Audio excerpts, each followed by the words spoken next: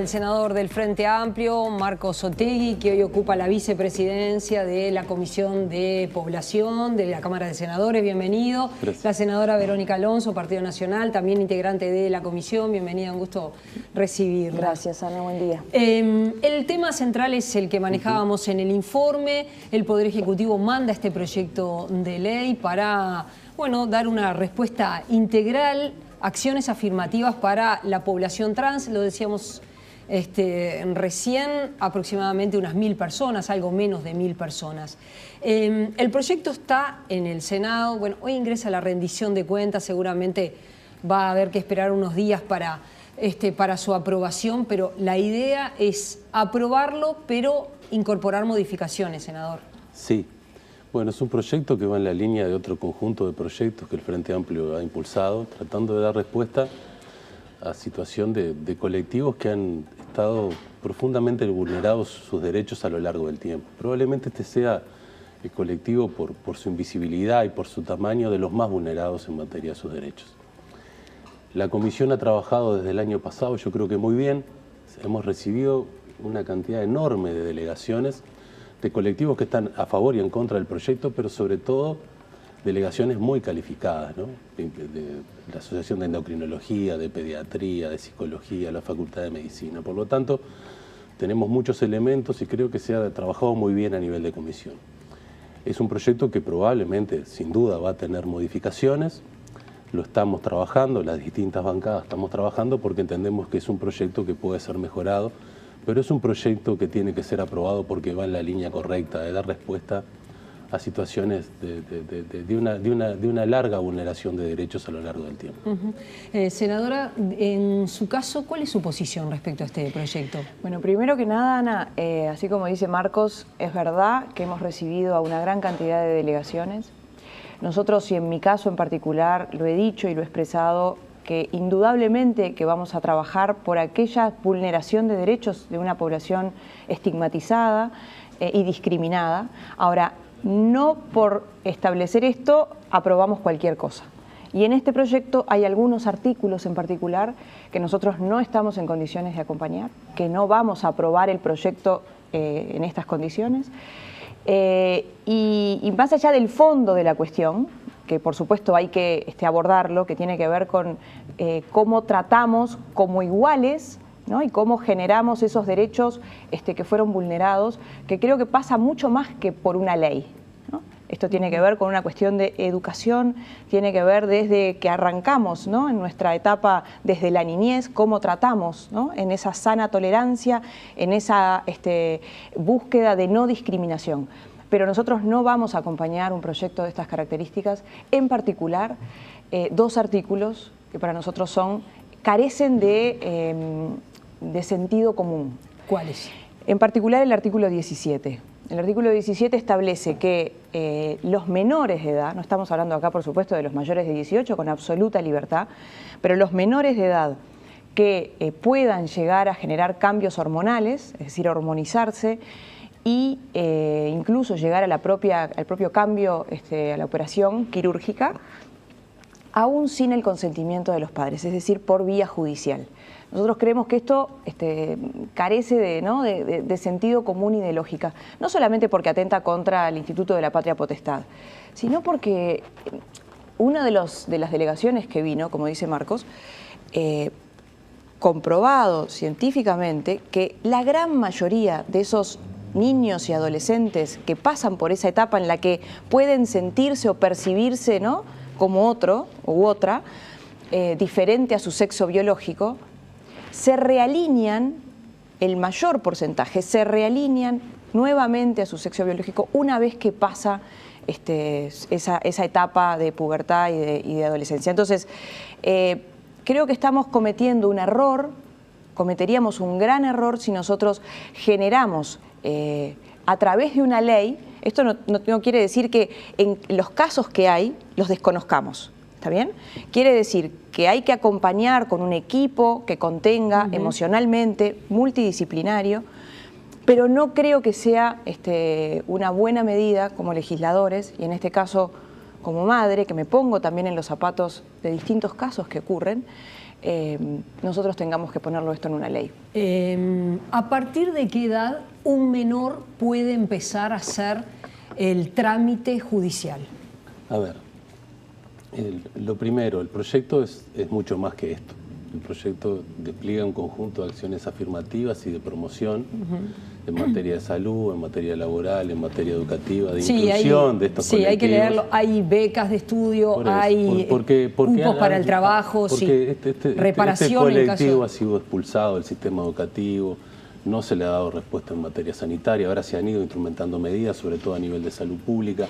Hay un conjunto de acciones afirmativas. Con respecto al tema de los tratamientos, yo creo que hay algunas cosas que claramente el proyecto hay que modificar. Una que hay que modificar, y es una opinión personal. Intervenciones quirúrgicas antes de los 18 años es algo que no le suma nada al proyecto y que tiene que salir del proyecto. Por un conjunto de valoraciones. La primera, solo el 1% de la población trans ha recurrido a operaciones de cambio de sexo. Estamos hablando de 850, 860 personas. Solo el 1%. Y en menores de edad prácticamente no hay antecedentes. Por lo tanto, es muy razonable que si una persona quiere decidir cambiar su sexo de manera quirúrgica, lo haga cuando es mayor de edad.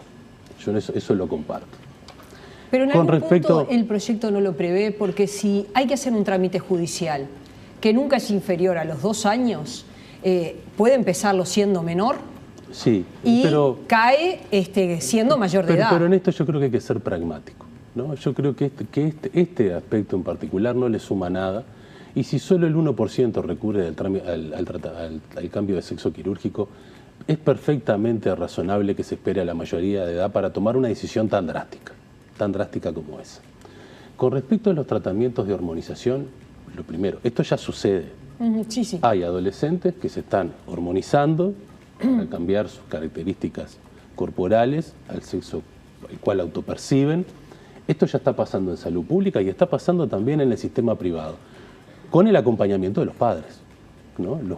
Porque ese es el escenario ideal. El escenario ideal es que los padres comprendan el proceso por el cual está viviendo ese adolescente y acompañen y contengan. Eso es lo ideal.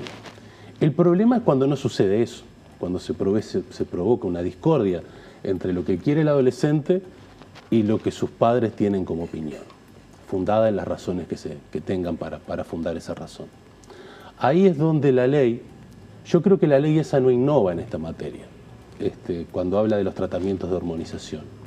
Y es una de las cosas que nosotros estamos discutiendo, porque esto ya está previsto en la legislación nacional. El artículo 11 bis del Código de la Niñez y la Adolescencia, que se incorpora en el Código de la Niñez y la Adolescencia a partir de la aprobación de la Ley de Salud Sexual y Reproductiva, ya prevé esto.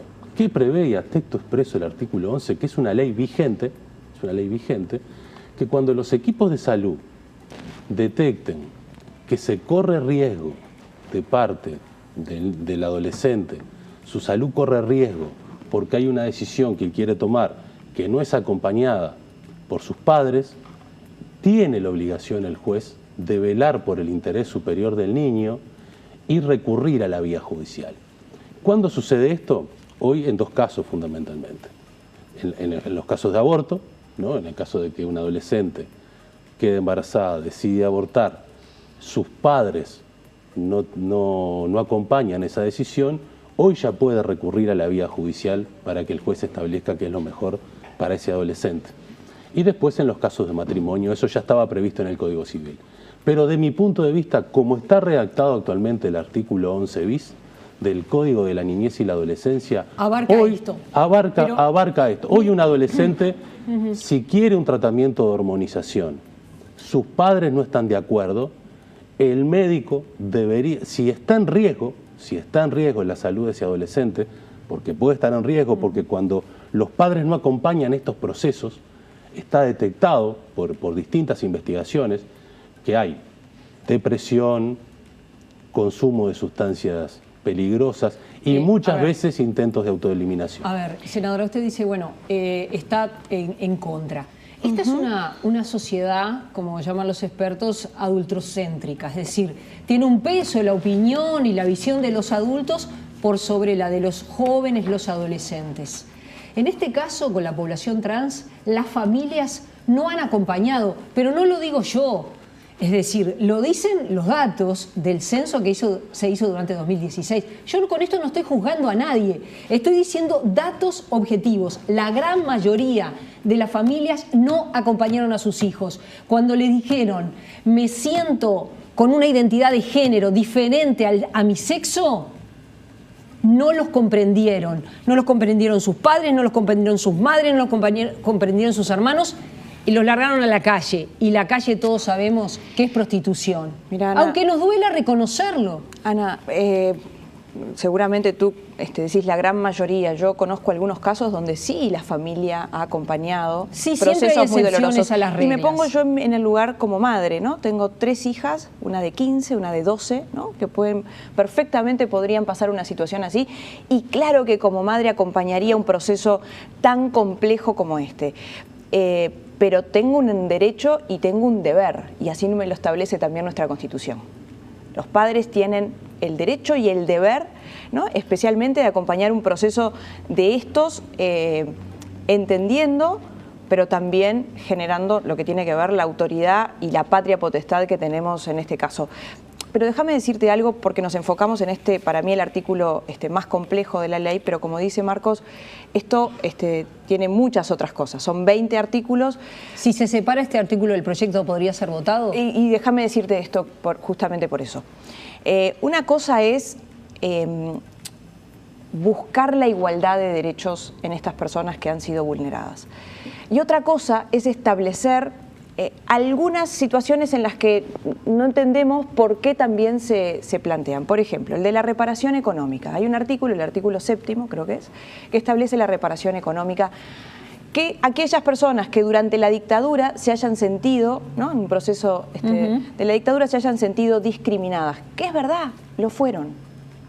Ahora, ¿por qué nosotros tenemos que ponerlo en una ley cuando eso perfectamente aquellas personas que hayan sido discriminadas pueden hacerlo por la vía judicial? Es decir, ¿cuántas personas discriminadas pueden hoy, ni siquiera en el momento de la más doloroso, más negro de nuestra historia, cuántas personas discriminadas hoy existen en nuestro país?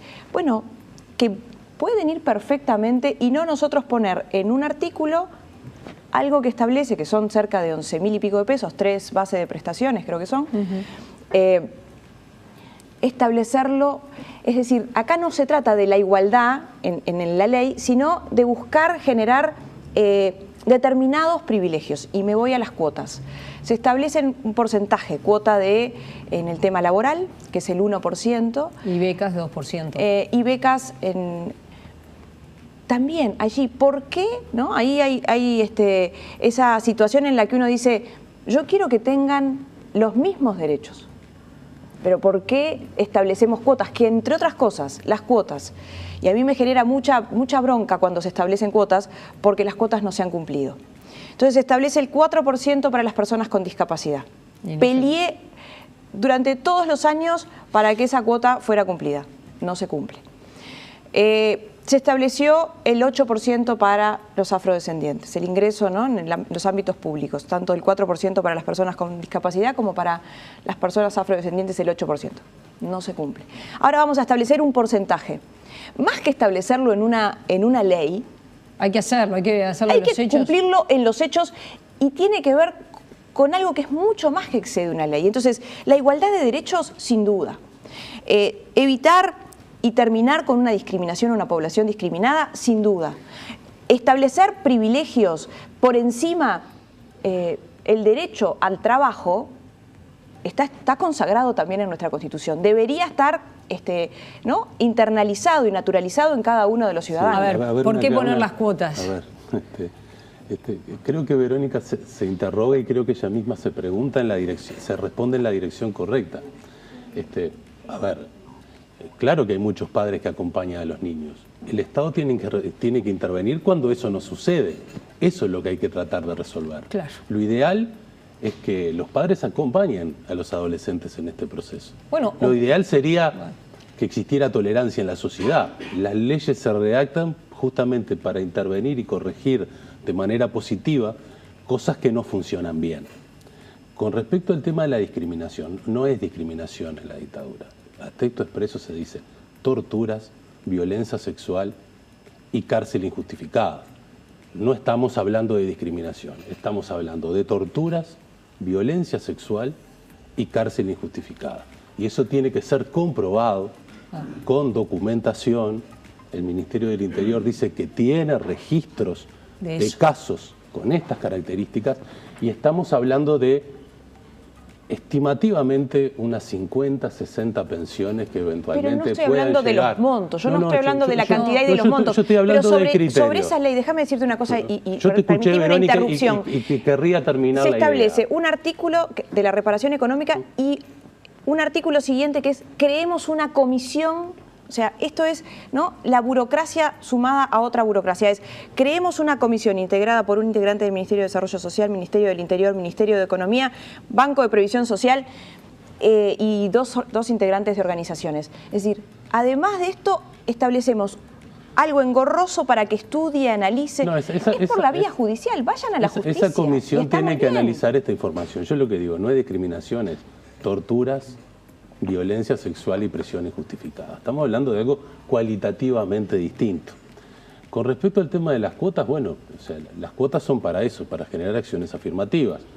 En el caso de las personas con discapacidad, la cuota tenía ese objetivo. En el caso de las personas afrodescendientes, lo mismo. En el caso de las personas trans es un porcentaje mucho menor, que el Estado no está cumpliendo sin duda. Y eso es algo que nos tiene que preocupar y ocupar. El Estado debería cumplir. El tema sería si se está de acuerdo con el instituto. La cuota política podrá o no podrá no cumplirse, pero el tema es, ¿se está de acuerdo con el instituto de una acción afirmativa hacia las mujeres para que puedan acceder, por ejemplo, a la política o no? Esta discusión está saldada. Yo creo que estos han sido instrumentos que promueven la integración. Por eso yo esto no lo discuto y me parece que son cosas positivas de la norma. Sí hay cosas que hay que modificar, sin duda que hay que modificar. Y yo creo que ya que estemos debatiendo esto es un gran avance. Acciones afirmativas usted ha acompañado. Pero yo no tengo duda, Ana. Lo que digo acá es, si una cosa es igualdad. El tema es que hay que cumplirlas, como usted bien dice, pero en realidad la acción afirmativa es positiva. Yo creo en las acciones afirmativas. Lo que creo es que cada uno de los artículos que establece este proyecto de ley, muchos de ellos, no establece solamente la consagración o la igualdad de derechos, establece estar, ¿no?, por encima o pidiendo la prioridad, cuando en realidad lo que hay que pelear es la igualdad, que no está. Y no es necesaria la prioridad para el más discriminado, porque digo, no es cualquier población. La igualdad. Yo peleo por la igualdad, que no está consagrada y que no creo que en este proyecto de ley, a partir de esta ley, nosotros creo que hay un trabajo mucho más profundo que hacer. Pero Marcos, déjame decirte algo, Ana, por algo que Marcos decía. Decía, el Estado tiene que ayudar cuando las cosas no funcionan, cosa que comparto y coincido, pero también ahí el Estado no es justo cuando establece, por ejemplo, en el tema de los cambios hormonales o incluso la operación, que esté contemplado, ¿no?, de acuerdo adentro del sistema de salud, ¿no?, que lo puedan realizar a través del Sistema Nacional Integrado de Salud. Sin embargo, se incluye esto, pero muchas veces quedan afuera. El Estado es absolutamente injusto cuando dejan afuera medicamentos de alto costo. Pueden estar estas prestaciones incluidas, pero no otras que indudablemente que han sido grandes rezagados en distintas situaciones vinculadas a la salud. Entonces, ahí es donde me entra el ruido, ahí es donde no logro, ¿me explico? Es otro debate, el medicamento de alto costo sí, es otro debate, pero a ver, cuando hablamos de justicia y de igualdad... separarlo de los menores, usted dice decididamente no votarlo. Ahora, yo pregunto, ¿no? En esta sociedad, que en el año 2014 se planteó bajar la edad de imputabilidad. Podían ir presos porque supuestamente los adolescentes ya no vienen como venían. Que cada vez que hay niños que dicen, para ustedes podrá ser una discusión superada, pero hay niños que dicen que son abusados y los adultos no lo creen. A pesar de la cátedra, la cátedra, los psicólogos, los psiquiatras, todas las especialidades dicen hay que creerle a los niños, no se le cree. Viene un adolescente y dice, déjenme iniciar este proceso. Y los legisladores le dicen que no. No, nadie dice que no. Nadie dice que no. No estamos diciendo que no. esta discusión... No estamos diciendo que no. Los niños no son propiedad de sus padres, la autonomía progresiva de los adolescentes está reconocida por los derechos de los niños hace mucho tiempo, la voz de los adolescentes debe ser escuchada, por lo tanto, yo creo que este es un debate que en buena medida debería estar saldado, Con respecto a los tratamientos, yo creo que acá hay que garantizar, porque si uno tiene dinero, ya recurre a estos tratamientos, recurre a la hormonización, recurre al cambio de sexo. El tema es los pobres, y ahí es donde el Estado tiene que intervenir. ¿Por qué es necesaria una norma? Para garantizar la cantidad de pobres, Marcos, que no pueden acceder al sistema de salud porque no les dan los servicios y porque no cubren... Hoy puede acceder todo el mundo pero al sistema por favor, integrado de salud. Bueno, Y los el tratamientos de alto costo... es altísimo en la población que se atiende en ACE.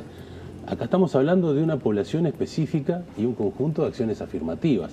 Acá lo que hay que garantizar es que si yo tengo dinero, puedo recurrir a un tratamiento de hormonización o puedo recurrir a una operación, y si no tengo dinero, no. Esta ley, en realidad esto ya está sucediendo, porque nosotros recibimos al doctor Márquez, que tiene su equipo en el Samboa, que hoy está atendiendo a esta población. Lo que se está consagrando con la norma es un derecho.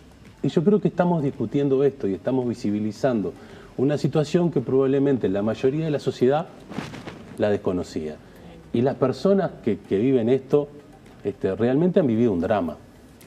Con consecuencias terribles. Nosotros vimos testimonios de personas trans que tuvieron que recurrir a inyectarse silicona industrial en el mercado negro, ¿no? Con consecuencias gravísimas para la salud. Entonces, yo creo que estas cosas hay que tratar de resolverlas con racionalidad y tratando de tener una norma equilibrada. Y creo con que ese sería el racionalidad, objetivo. con sentido común, pensando, hay que ponerse en los zapatos de cada uno que pueden vivir esta situación, pero también resguardando ese derecho y ese deber que tenemos en el caso de los menores como padres.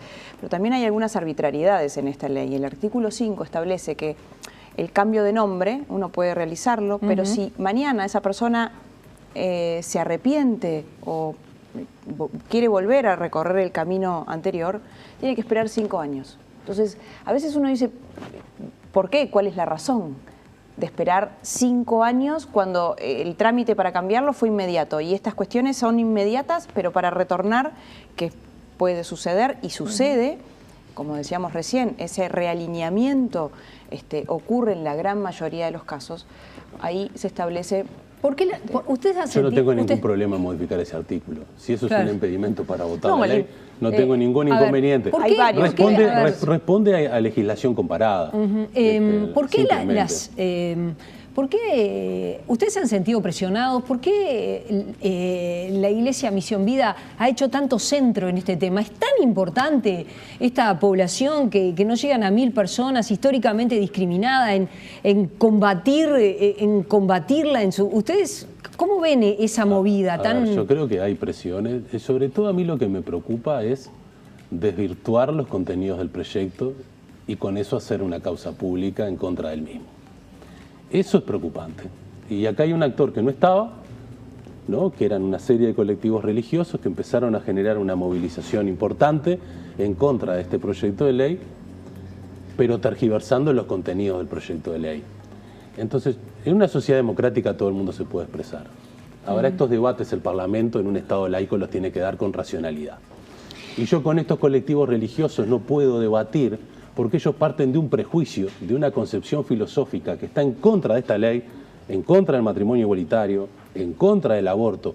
Por lo tanto, yo no tengo nada que discutir con estos colectivos. No, estoy totalmente en contra de lo que acaba de decir Marcos, porque, primero, esto no tiene nada que ver, Ana, con una cuestión religiosa.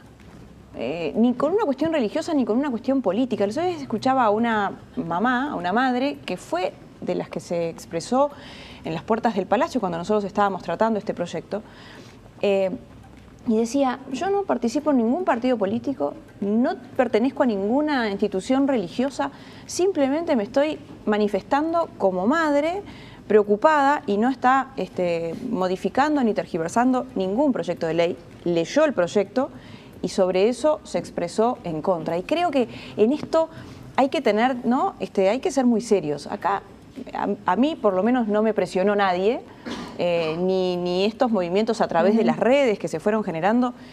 tiene que ver con el sentido común.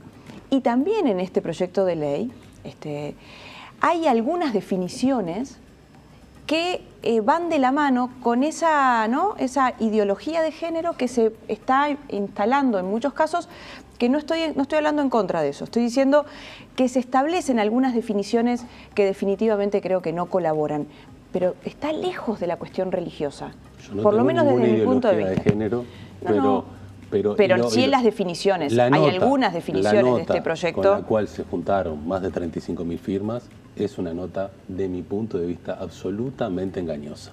Yo te la puedo enviar hoy, tú la lees y sacas tus propias conclusiones. Se salieron a buscar firmas con una nota encabezando esa solicitud de firmas totalmente engañosa con respecto a los contenidos del proyecto de ley, y yo creo que esas son prácticas que nosotros como legisladores tenemos que ser muy celosos en denunciar, porque es legítimo que las personas tengan opiniones diversas con cualquier proyecto de ley, pero que la calidad del debate sea... Ustedes dicen, ¿se mintió? Que la calidad del debate sea... Yo no vi, por eso tenemos una lectura distinta y por eso sin duda que estamos acá analizando desde distintos puntos de vista este proyecto de ley. La expresión en la cual se levantaron esas firmas que nos acercaron a la comisión, yo en la nota no tengo esa definición que tiene Marcos, donde ve una carta engañosa, para nada. Creo que hacen una interpretación del proyecto de ley poniendo dónde están sus preocupaciones. Y es muy legítimo que se hayan expresado y que hayan recogido esas firmas para trasladarlas a la comisión con su preocupación válida y legítima, por suerte en un sistema democrático donde todos se puedan expresar. Gracias a ambos por haber venido. No, y bueno, gusto. ahora, como decíamos, ingresa la rendición de cuentas en esta jornada, ahí va a estar el foco de los senadores, pero este proyecto todavía no se empezó a votar en la comisión y va a dar para mucho más. Gracias a ambos por haber venido. Gracias.